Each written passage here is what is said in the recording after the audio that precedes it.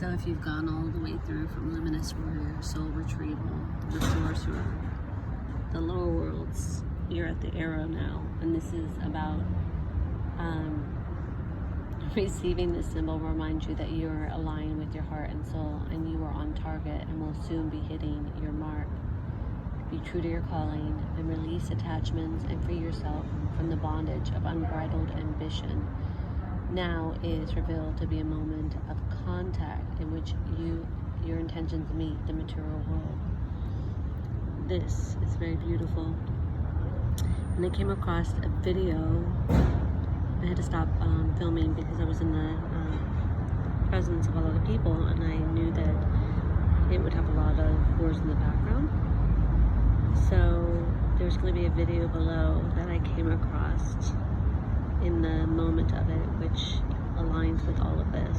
So that's a beautiful sign that the video is aligned with no judgment of self and no judgment of others. Kind of cool. Anyways, this is exciting. If you don't feel like you're on your path right now, and you feel like you're shooting yourself in the foot, and that may be to the ideology that you're trying to play a game with yourself that you won't win. And what the Luminous Warrior guarantees is that you will win, right? Because this isn't to go up against anything or anyone. This is about completion of retrieval of self in all aspects.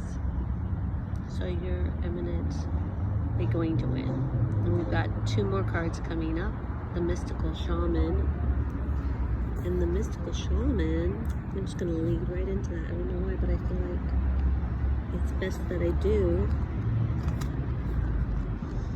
I would tell them what they want. Oh gosh. Okay. This is a symbol of mine, the myth maker and storyteller, who is neither made or defined by the story. Instead, he observes, evolves through it, perceives all aspects of it. In so doing, the mystic shaman represents the ability to dream a new story, a new myth into the world of being. He dances between worlds, wearing the cloak of the world loosely around his shoulders, and sings the world into being. He reminds us all to be in the world and travel through it, but not be defined by it or become too attached to the experience. It's deep. No wonder they're like, keep going. This is a symbol of true alchemy. So that's what you want. True alchemy. So you've been invited to consider the ability to live without attachments. You are being called to create and dream your life, to act on inspiration and divine impulse without fixating on a known story or success or achievement. God, that's beautiful. That goes along with what I was sharing with you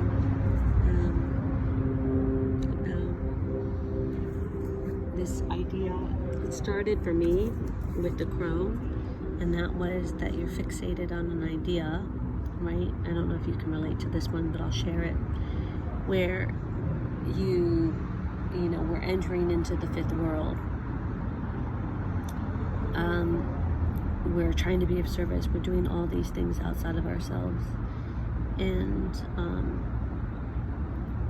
I've been on this road for a long time, so I'm not new to this road. And I was thinking, there's something wrong with that equation, and I couldn't put my finger on it. And I knew there was something wrong with the equation because I had not hit my end goal, and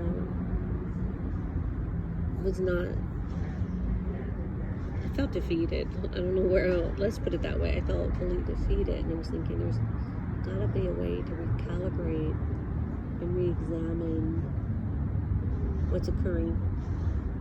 And I pulled this spread. And the first card that came out prior to the crow, and the crow was like, you think that you're on a path, but the path you've chosen, well, let me read says. Read the paraphrase.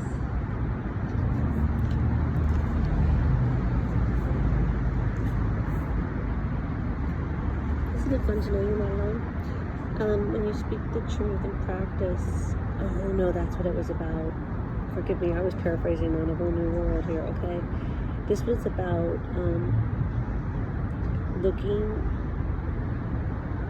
it teaches us to walk the talk and to find congruencies between who we are and who we say we are and who we really know ourselves to be. And it's about bringing ourselves into truth in every situation. And that what we're trying to convince ourselves is right or justified may be the realm of relative truth, but it may not be the absolute truth.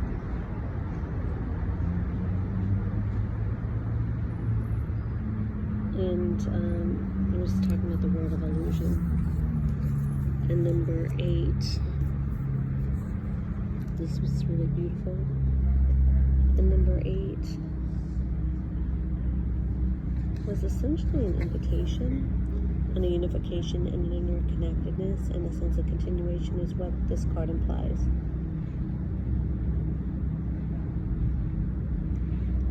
It reminds us of the cycle of life and the evolving self and the ever-changing and always connected human spirit and nature of the cosmos. And what it meant to me, I guess what started this was the reevaluation of how I was driving my energy.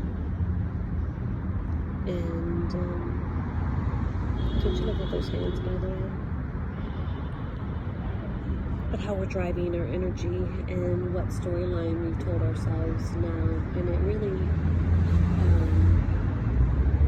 had to do with the reality in which I saw for me and the changes I wanted to see made. And